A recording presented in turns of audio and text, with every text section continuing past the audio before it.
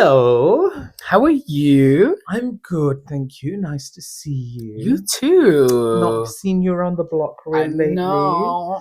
Well, she's been busy. Where have you been? Listen, I've been in my Dear. own space, in my own place, doing my own thing, not caring about what other people are doing, not looking right, not looking left, only looking forward, full of gratitude, full of happiness, feeding positivity into my mind. Period. You look really nice today. Oh, thank you. Yeah. Thank you. What looks nice about me? Well, you look. Color suits you. Oh, Yeah, wow. it's a really nice color that makes you pop. And yeah, you look really nice. Oh, thank you so much. Yeah. I will accept the compliment and say thank you because the old me would have not said that. Yeah. So that's on what? Growth. Period. Oh yeah. Growth. Oh, Period. I want to ask you something. Yes. So, like, do you miss partying? Because, like, we're not in our partying era anymore, are we? I was never a fan of partying. Oh. Never enjoyed it. Even when I was at university, I always felt that social dread, and I wasn't raised with that. Do you know what I mean? I never had parents who came from a party hungover or drunk or whatever. So I actually didn't enjoy it. And I remember the first time I went to a club, it was a students' union, and I was just stood there seeing people dancing, and I was like, oh, and I want to have to be part of this. And there's a social hierarchy of like the good looking cool ones are here and the nerds are here and the weirdos just leering around. And I was just like, oh, I just can't be bothered with this. A few times I did have a good time, and that's when I could just be a camp, idiot and just run around. Um, but then even like, when people coming over and I'm just like, oh, they're gonna start getting drunk, and I just did not enjoy it. But I do enjoy a dinner party, for example. And I think now, given the fact that I am a live entertainer, you see a lot of the party element. Do you know what I mean? So in my personal life, I'd rather have a calm in order to balance the two out. Oh. Yeah. Okay. Work. Yeah. What about you? No, I don't miss it. Did you ever enjoy it? Yes, I loved it. I absolutely loved it at the period in time in my life. I tell you one type of party I did enjoy: house parties in Budapest. So, like, by house parties, I mean house music parties. So there'd be huge, massive warehouse nightclubs. That was fun. Yeah. That was like you were like spiritually marching to the same beat of the same drum kind of thing. I love that. That was quite magical. No, I coming back to myself. Yes. Yeah, I loved it. I loved it. I had so much fun. There was so much messiness. There was so much disaster, depression as well. All that stuff combined in partying and drinking We get it. and You were getting emo. drunk. Yeah. But like, I think my favorite form were the gigs and the festivals. Yeah. I loved going to like Leeds Fest every year for like 5 nights and living in a tent and it being mucky and us going to see bands and raving all night and that was the form of partying I loved. Again, yours was connected to music. Mine was deeply connected to music, that form of partying, and then kind of grew out of it. And it's really interesting seeing people, especially in their 30s and 40s, the party doesn't die for some people, does it? No. And no. I see it's quite, for me, if you are, listen, some people might be offended. If you are, getting older, you can do what you like, but if it's every Friday, Saturday night, you are still at the party. Hey, there was something's going on. There was a documentary we watched. Do you remember? Or did I watch it on my own? There's a documentary about people who are sort of in their 40s, 50s, 60s. Yeah, we watched it. And maybe even beyond, and they cannot stop partying. Yeah. They will go to a rave, like even if it's a tent rave or a gazebo rave, they will go and do drugs. Hardcore recreational drugs, and they just want to keep the party going. Yeah, that keeping the party going is such a wild thing. And it was this month 2 years ago when I stopped drinking, and it was the moment I was like, I don't want to keep this party going for what? Or like when I've even experienced when we were living in Manchester within like the queer community, and the queer community just have a lot of issues with drugs and partying. We like to keep things light on the podcast, don't we? No, but they do, and like experiencing people and like how they justify it or what's going on. It's like, oh, I'm tired, but I'll just have a bump, and I'm like, I'll just go to bed. I mean, we're social beings, aren't we? Yeah. And oftentimes I think being queer, because it wasn't so openly accepted growing up, and there wasn't much representation. I think there's a whole generation of us who have kind of gone, "Oh, this is what it means to be queer. Like this is what we do." And I remember so much of my education on being gay was from Queer as Folk. Like Mm. I literally watched the American version of that show to understand what it meant to be gay and what gay culture is. And in reality, that show was art being a mirror up to society, and it didn't show everything in the best light because that's life. Everything isn't a bed of roses and rainbows. Do you know what I mean? Yeah. And now in hindsight, I'm like, actually, no, gay culture isn't just smoking and drinking and hooking up and doing the same thing again and again and again. But that is the reality of so many people. There's so many high earning, high achieving, smart corporate personnel who literally Friday 5 p.m. get out the harness, get out the leather, pull out the mask, find the vein, and away we go. Oh, find the vein, Yeah, honey. yeah, Yeah, yeah, no, yeah. And it is it's very real. true. It's so And real. there's money to be made. Yeah, yeah, And yeah. there's a very uncomfortable truth. I know people have a light touch approach to it and say, no judgment and blah, blah, blah. And listen, I've never done any hardcore synthetic drugs in my life. But it's not to say that I don't have my own demons. Yeah. I do have a binge eating disorder. I do struggle with food immensely to the Yeah. point where like it is a daily practice Mm. to sort of even keep my weight maintained, let alone lose and be within a healthy range. So we all have something, but it's not to say that like something shouldn't be done about it. Yeah, people like to, but people, it's a justification of it. So, like, we've been in situations Mm-hmm. at parties, Mm-hmm. at events where I honestly my jaw drops on the floor Mm. when I see what's going on. Yeah. Like and The I'm wide eyes. yeah, and I'm talking about like prominent like artists or Yeah. prominent like prominent. Well, what people perceive as prominent inspirational drag artists. A-listers. Yeah, and I'm like A-list drag artists. yeah. And but no, girl, you're coming out of the toilet. not just drag artists. No, not just drag artists. A-list artists as well. And yeah, go on. It's absolutely wild. And then you see the switch in someone, and people switch so hard, and like I'm like, oh wow, okay, so that demon is there. The demon really comes out of someone, when they're doing all that. I've often found, and I know when you don't want to be a part of it, you are ostracized by the community a lot. I think it's important for one to not scream from their moral high horse. Period. Yeah. Because it doesn't help. No. It's not motivating, and it actually has the opposite effect. People are resistant to change in that regard. I think people, however, on the flip side, I think people mistake they get compassion and acceptance convoluted. What do you mean by that? Because compassion is you have an addiction to hardcore drugs. Yeah. Acceptance is, oh girl, you got wild over the weekend. Oh yeah, cool. Do you know what I mean? That's, people are so burdened by their existence as a queer person, because it is tough, because homophobic people have made it tough. They get so burdened by it that they don't have time to comprehend the fact that somebody is injecting themselves with something that could kill them in an instant. They would sooner accept that, because they need to figure out how they're gonna, they need to do something in order to not feel, to numb themselves and figure out how to get home safely. No, do you know what I mean? That I becomes agree. the bigger problem. Whereas I think we're of the school of thought of, you can have compassion, but you just have to realize that this is not the right way to go about dealing with whatever it is that you're going through. You have to face or even your engaging demons. and socializing with people. It's not the ideal way. No, I agree. You can go out, you can party, you can have a great time, but not to the point of self-harm. And it is self-harm, and that's the thing. Like, everyone has demons and everyone has things that they need to deal with. I'm speaking from my own personal experience, but like, it's hard. But you have to fight through the darkness, and you have to fight the demons off.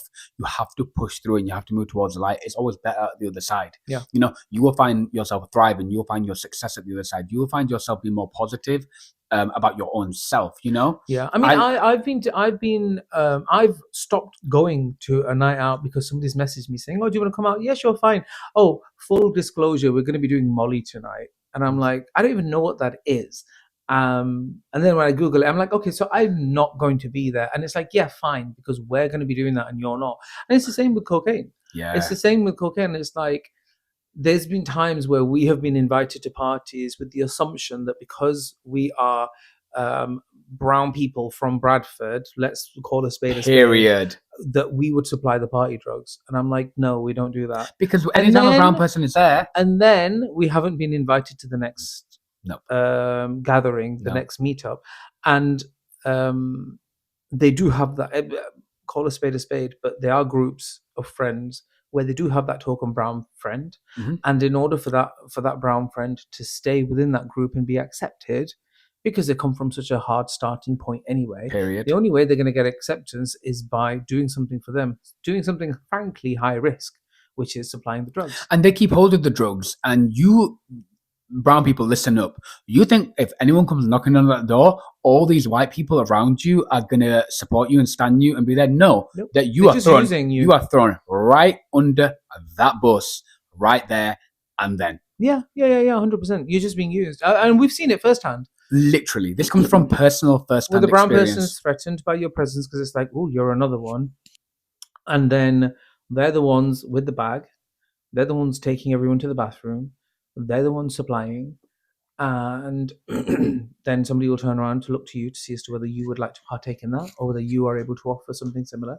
And when you're not, it's like, okay, we'll get out.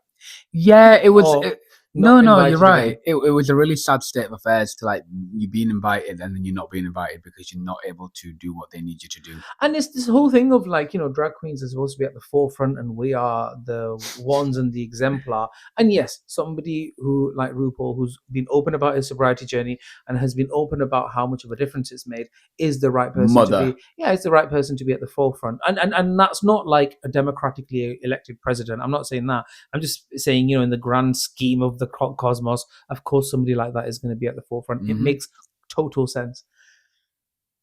But like, if you're, on the stage doing a few crappy jokes, and then, we all know that you're going to go backstage and shove something up your nose and then party the night away, But they're sober and have drinks. Yeah. And then you claim sobriety or whatever, or even if you don't, but like, oh, it's all right. Oh, well, shit. I'm like, what are you doing, man? What are you doing to yourself and to those around you? You're throwing your life away. One of the other reasons why I'm so passionate about this and why I'm speaking at a lower octane, because it is impacting me talking about this, I completely, for all of his flaws, I do love my elder brother deeply. I still do. I do have a lot of love for him. Of course I do. And, I do forgive him for what he did to me. I do. 110% I do. It is not to say that I want to rekindle that flame, fire, whatever it is. We're in very different spaces. But I lost a huge part of my relationship with him due to his struggling with addiction without him even realizing it. But he had such a troubled childhood, and so I'm not surprised that that was a coping mechanism for him, to fit in, to feel cool, to be numb, frankly. And when I grew up when I became an adult and I look back, I'm like, oh, of course he couldn't see me. Of course he couldn't hear me. It's because his brain was scrambled. It's because he was probably high as a kite, or he probably had such a ginormous come down that he just could not deal with this kid going, hey, you want to do something? Do you want to play? Don't care about that. I'm trying to battle my demons here. So I'm like, let's recognize it for what it is, and let's not glorify it or normalize it. No, I agree with you. Thank you for sharing that, by the way. No, well, I agree with you. I didn't expect to come here on the podcast, but I think we should take a little short break. We're going to take a little break, and we will be right back. And then we're going to give names. We are back. And we ain't giving names. We have spoken to legal, and apparently we can't give out names. But what I will say is, why don't you share a story or two? I will share a particular story of the club promoter who's like, right, who's got drugs? Girl. I'm stood there dressed in a sari, looking like my great aunt or something, and I'm like, well, not me. and nobody better pull out anything because I will fully call the police because I fully know that you are already ticking a diversity box and I will not be invited here again. So do what you will with that And information. they're like to you, wait, you do drag sober? Yeah. And they're I'm like, like- well, thank you so much. You can go home now and we're going to carry on the party. Very that. But to be honest with you, like, that's a joke. Obviously, I didn't exactly do that. But I think it became very apparent as to what I'm about and what some people are about. And, you know, to each their own. But that's not necessarily a bad thing because you eventually start finding your tribe. And, you know, I think now the vast majority of queens I know, or the vast majority of artists I know, our relationship is not about, you know, taking any sort of substances, and they can respect the fact that I'm sober and I don't do any of that. And they know, but more importantly, they know what I'm about. And they're like, okay, that's her terms of engagement. Let's engage on those terms, you know? Yeah. But a story, I remember I did a brunch and there was this friend, not my friend, but it was one of the queens. It was his friend. And he was like, he was talking about this girl who was on RuPaul's Drag Race. And he was like, oh yeah, she's in this hotel. It was this high end hotel in Manchester. She's over there. She's inviting people. Yeah. They're gonna do crystal meth. We have to go. Come on, we have to go. I remember looking at And you so like, this queen is looking at me, and I was like, "Girl, are you seriously gonna go and do that? Like you're a producer. she was debating it. You're like, how is this even weighing on your conscience?" And then she was like, "Yeah, no, I'm not gonna go." And I was like, good decision. And then the friends fell out with her. He was like, are you actually going to leave me on my own today? Yeah, this is a Rue girl who's Yeah, really we're gonna popular. see her. How can you not do crystal meth with a Rue girl? I'm Oh, like, did he actually say I'm that? like, yeah. Oh. And I'm like, what? I mean, what are you talking about? Am I hearing this conversation? And you know, this is an uncomfortable truth because, like, as drag becomes more and more mainstream, and as you have to start accepting social responsibility, you know, think about it. How are people going to look back at this in 10, 15 years? And this is just a South Asian in us. You know, we are fundamentally serious people. Even if we're funny, we're like seriously funny. You know, you do kind of think about serving a purpose greater than yourself. Yes, and you it's do. like, if you are, is that the purpose that you're serving that's greater than yourself? Crystal meth? Really? Yeah. Like, to be cool? Are you serious? Yeah. Like, how is that cool? And in fact, that queen who I said, girl, what are you doing? I remember and I actually make jokes about it. She once said to me, she was like, I do coke and it literally doesn't do anything. It literally doesn't affect me. It literally doesn't affect me. And I turned around and I said, girl, then why are you doing it? Gag. Period. If Wait, it stop. doesn't affect Period. Why are you doing it? Yeah. And do you know what her response was? 15 to 20 seconds of this.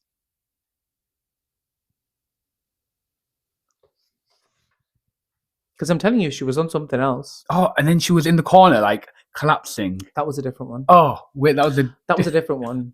See, I can't keep up. That was a different one who was like, yeah, so this is how we party. This is how things happen here. Oh, wait, she thinks she's mothering everyone, and she's like, what are you doing here? Very, Sorry. like, yeah, very Lady McHigh Horse. Very like, yeah, this is how we do it. Came in full drag. No gig. No, she did have a gig. She'd finished a gig. Sorry. She finished a gig across town, got in a taxi, got to this party. And she was like, no, I've not been doing it for some time. So, like, I don't think I'm going to do it. Did you even ask? I might do it. Babe, did you ask? I'm going to do it. Right, it's happening. We're going to do it. So then away she went with the brown person in the toilets. And then just stood at the side. And as it was just, she's being engulfed in this synthetic drug taking over her. She's like, I'm like, you're in heels and a corset. How is this going to make it better? And in that moment, I'm like, you know what?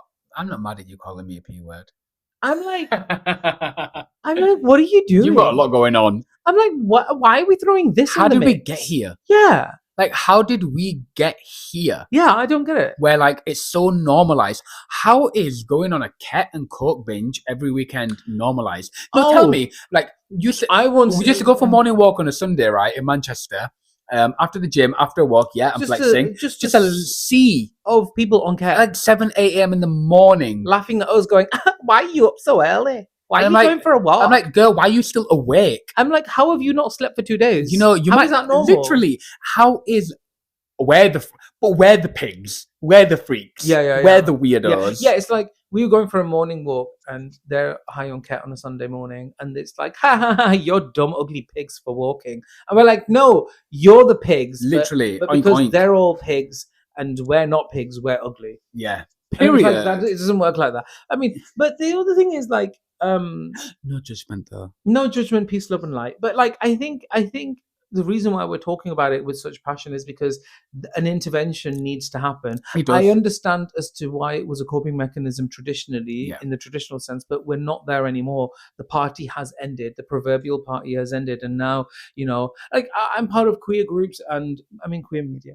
I am part of queer groups where people say we want to go for a walk together. We want Yeah. to go for a run. We don't like partying. We don't like the culture, and it's one of the reasons why I love cabaret venues, because you can have a drink, but the expectation isn't that you are going to get absolutely rat-assed and you need to do that in order to have a good time. No, you've got a queen, you've got an entertainer who's going to entertain you. You're going to have food and drink, have a great time, get out, Do what you want after. done. Yeah, do you know what I mean?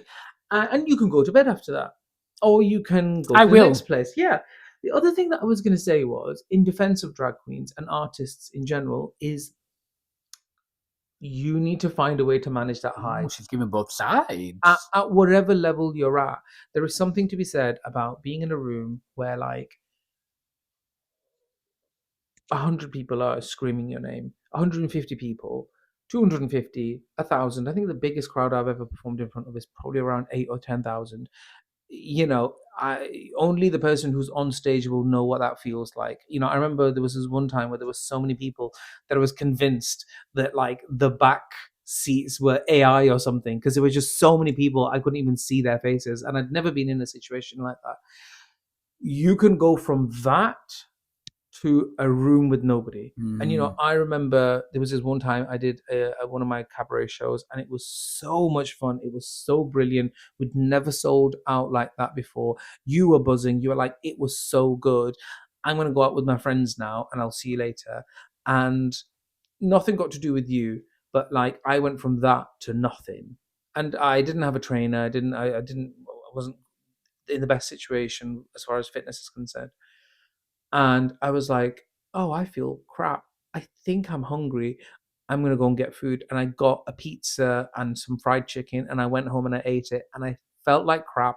I didn't feel like I should be eating it. And I knew I was going to feel crap the next day, but I needed something to continue making me feel good. And I think that's another reason why there are people who do continue the party, because they don't want it to stop and they don't know how to stop it. But I think for me, a great coping mechanism is to really be firm about it and say, once I'm off stage, I'm out. I would literally walk out the venue and get in a car, get on the subway and de-drug, and I'm like that, because people will ask me, they're like, oh, where are you going next? I'm like, nowhere, I'm going home. But then when I go home, I make sure that I completely switch off and switch and plug in to something completely different. And I'll watch a video about nature, science, that kind of stuff you watch, don't you? Or like how Moroccan tiles are made. Or if I'm with you and we're up, we'll like chuck some on TV together. And something, and just zone out. That really, really helps. That's You've got to find a better coping mechanism to the stresses of being in the entertainment world. Yeah, you got to recognize, but the first thing you got to recognize it. And I do think people actually recognize it; they just don't want to deal with it. I genuinely do, and maybe I think sometimes the teacher in me can be a bit harsh. Yes, I know that for a fact, but I that's the way I'm wired. In that way, maybe I can work on that more. And I've learned compassion. I still have the compassion, but then that kind of dips when I'm in a situation where it might affect me. And I'm like, no, I'm getting out of this house, this place where y'all are doing all these drugs, because I'm brown. Can you not see? If something happened, I'm brown. It's over for me, and I haven't done anything. Do you know what I mean? So I'm like, no. There's compassion, but then I have to think about myself. Oh my gosh, there was this other queen, right? Sorry, I'm no, go for it. But like, I remember I had to kick her out of the dressing room. She was like the darling DJ diva or whatever, and then she came into the dressing room because I think everyone wanted to hang out by the wings, and I'm a bit of a disciplinarian like that. I'm like, if you don't need to be in the wings, don't be in the wings. Go to the dressing room, wait for the stage manager to call you and give you Yeah. a 2 minute call or 5 minute call, whatever. And so I was, but apparently I'm a diva for that, according to some Yo, people. you're a diva for everything, but you know what? Everything. But that's the story for another day about how racist people are towards you. No, well, Period. diva race aside, I mean, but now being in New York, it's like if you're not in the You're not the dressing diva room, now. if you're not waiting in the dressing room, and if you're loitering, so Yeah. they're like, "Why are you here? Go and sit back They downstairs." tell you what to do. Yeah, they tell you what to do, but that's what makes Yeah. it run so smoothly. Anyway, so I was in the dressing room, just waiting for my, and I often have to do that if I'm closing out or Baby, whatever. we don't need to know the ifs. I want the tea. And so I'm sat there on my own, and this drag artist comes in with, I believe, who was the stage manager, and when he just pulled out a wrinkly old disgusting bag of white substance, and it was so bad that I could smell it, and I've never Oh. ever smelt the smell of whatever was in that bag. And she went, "Oh, do you mind if we do some here?" I said, "Actually, yes, I do." Thank you. And she was like, "Oh, okay, yes, absolutely, yeah, we can accommodate." And I was like, "No, we don't need, just go." Never spoke to me again.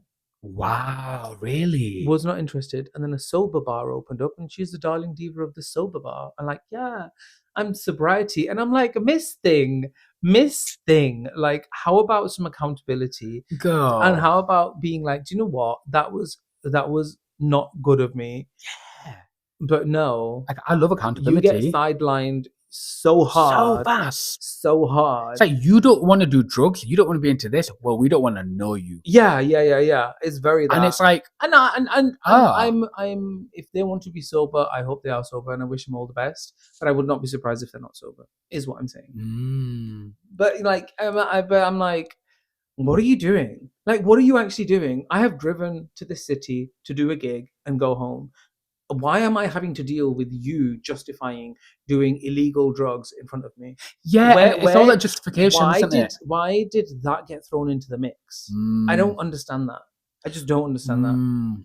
It's very interesting. It's like, oh my god, you guys are doing a gig. Oh my god, we're gonna dance. Can I just drive this plane into the building?